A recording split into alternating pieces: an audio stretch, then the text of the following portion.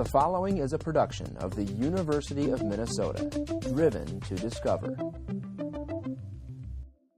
Hi, I'm Laura Weisner, and I teach in the personal leadership in the university class. Hi, I'm Jessica, and I teach in the Leadership U in your community course.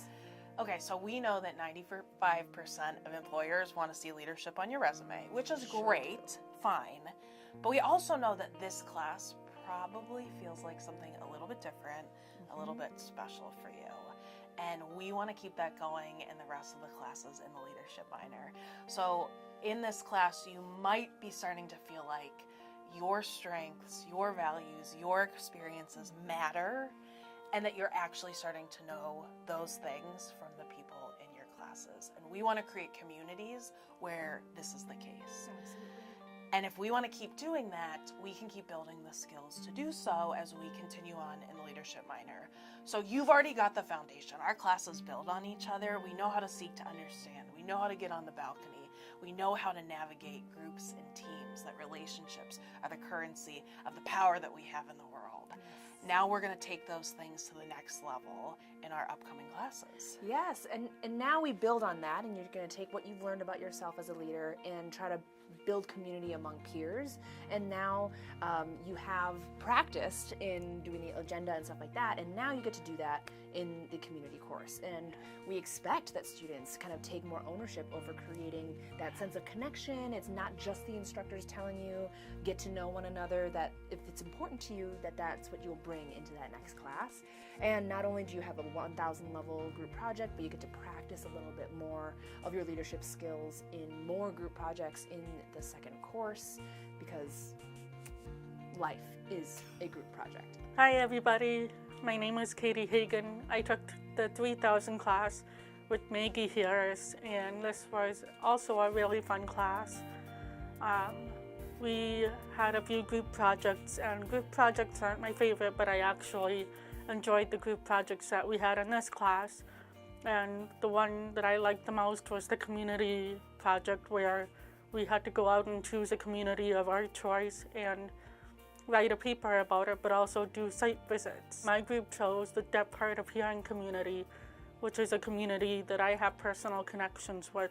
And I was thrilled that my peers also wanted to learn about this community and really immerse themselves into the events and the people involved in that community. So I had the opportunity to go and show my peers what American Sign Language looks like and what it's like to interact with deaf people.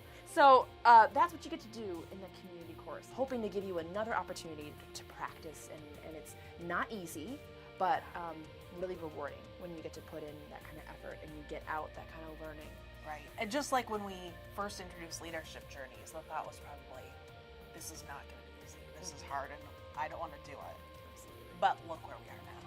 Exactly. And then you get to even expand that even further in the field, and you can take that either during the fall or the spring, during regular course time, and you meet and you do 40 hours of site project work throughout the semester with a small group, and that's during the school year, and you have a couple different theme options there that depending on what your interest is, and you get to really take what you've learned and apply it into the community. Working with a nonprofit, I was able to kind of use the concepts that we've learned throughout the leadership minor and apply it to the actual real world and the work that I was doing. So it was really cool for me to work in a team and really take the time to think about, what we're learning in class and applying it into work that we're doing for this nonprofit. If you are not finding time in the school year, you can always also take it in the summer, where you can do an internship style.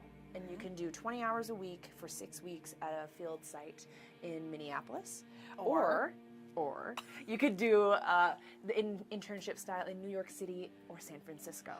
This takes a little bit more planning. So if you are wanting to do that, it takes you have to apply by October for the following summer. Yeah. But what's really cool is that it's a partnership with International Student Scholars Services and the leadership minor, and so they actually match you up with sites that they already have relationships to, and that's really helpful, especially for international students with visas and stuff like that. And that's another really cool experience, to get to see leadership out in the world. until you get to that final course, which is a global capstone, and you see who you are as a leader in a global context, across different cultures, and things like that. Wow. There are many ways that you can be involved with a leadership minor, and one of those ways is through study abroad. We believe strongly in what happens when students go away from their usual context and see what they're like in other cultures, and learning about local cultures and how leadership is connected to that, and what their own defaults are in those spaces. So that's why it's one of those things that counts for our elective credits. We run 2 programs, and it differs every year, but we run Bali, Indonesia, as well as Cape Town, South Africa. And these 2 programs are both May term, so you go for about 3.5 weeks, and there's some pre-work, and then you come together at the end. But they're both studying how local leadership is making changes in their community, and you get to meet with actual people in the community with your cohort, as well as stay in local homestays in order to learn more about like how people actually live.